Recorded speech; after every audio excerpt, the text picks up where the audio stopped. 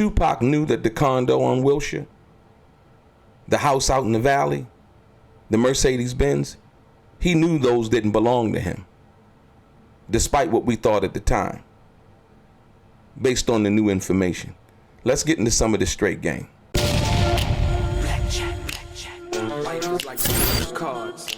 It's not what you dealt, but how you play it.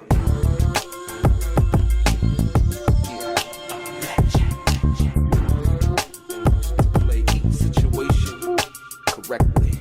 I remember they used to laugh at a brother. Welcome back, guys. Welcome back. It's your boy DELRAY Richardson, platinum artist, platinum songwriter, Straight Game TV. Thank you for tuning in. I appreciate your time. Do me a favor, hit the thumbs up button. Also, subscribe to the channel if you had not already. And like I always say, if you want to be one of the first people notified when I drop some of the straight game, please do me a favor and click on what appears to be that little bell notification right below this video. I'm going to get right into it. Ladies and gentlemen, based on the new information that it's come across in the past, 2 years that I brought to you on the Art of Dialogue, I'm going to explain to you why Tupac knew that the condo on Wilshire wasn't his. The Mercedes-Benz didn't belong to him. The house out in the valley didn't belong to Tupac, and Tupac knew that, right?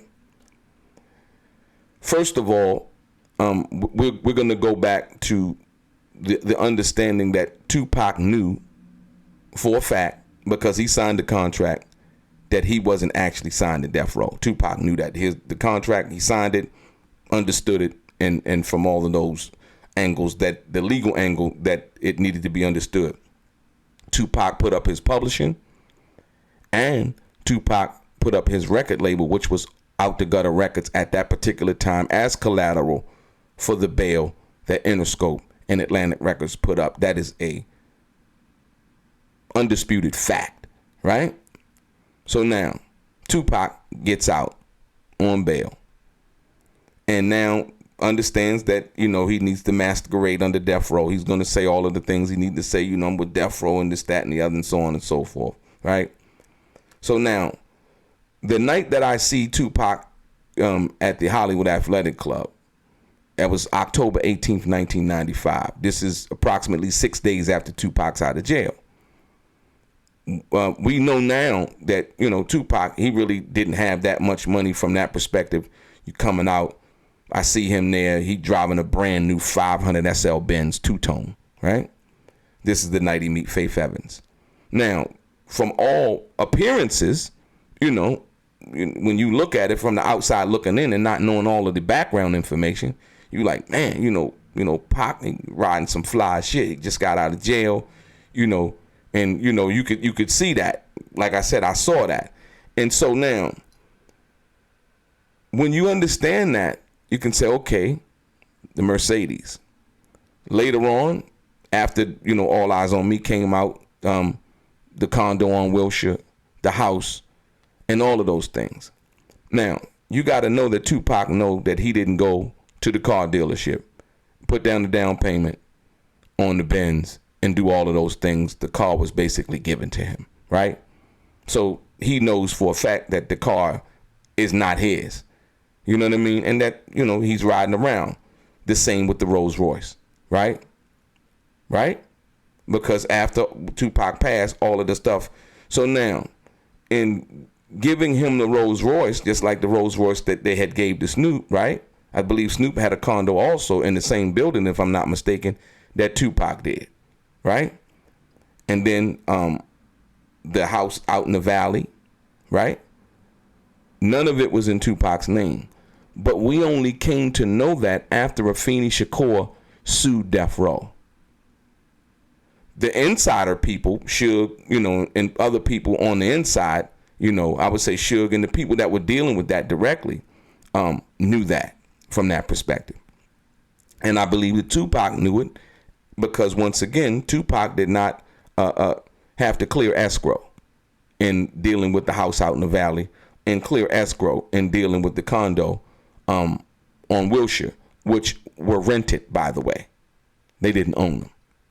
You understand what I'm saying?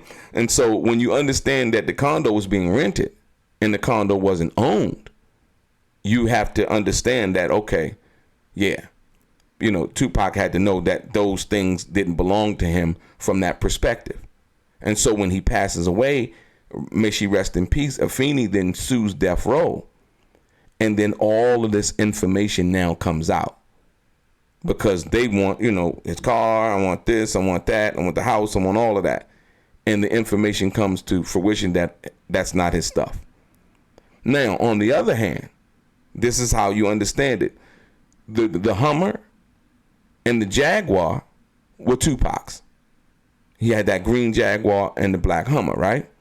Those were his. And Tupac knew that those cars were his based on how he obtained them. You understand what I'm saying? The Hummer came through a deal that he did, and also the Jaguar came through a deal that he did, an endorsement deal, right? So Tupac knew from that move that those were his cars. You understand? And because when he passed away, once again, those cars went to his mother. And so from that perspective, it was understood. And so on the flip side, when we think about, you know, they got over on Tupac. No, Tupac understood what was going on, and he went for the ride. He was dealing. It wasn't a problem. Like I said, when Tupac was living, you seen the interview with him at the Wilshire condo. When Tupac was living, you seen the videos when him playing water gun fight with the outlaws in the backyard of the house. You know, when Tupac was living, you seen the pictures of him driving the Mercedes Benz. He was driving the Rolls Royces and all of those things. So all of those things, like he was with it. He was like, okay, cool, I got the Rolls. You know what I mean? Now, the other part, when Tupac was asking for an accounting and all of these things, that's why Tupac was asking for an accounting. See, he knew all of those things didn't belong to him, right? And Tupac started to wake up and say, okay, yeah, you know, I'm driving the Rolls, I'm driving the Benz, I got the house, but that don't really, I need to see an accounting, right? That's the reason why he demanded those things. You know, you don't have a car payment, you don't have a house payment, you don't have none of these payments, and these things allegedly, we supposed to think that he thinks that they belong to him. Simply not the truth. And so even in New York, when Michael Moore said that he witnessed Tupac and Suge have some disenchantment in regards to some situation in New York, and Michael Moore allegedly said that Tupac said that, you know, after this, I'm done with Death Row. After I do Machiavelli, I'm done and I'm out.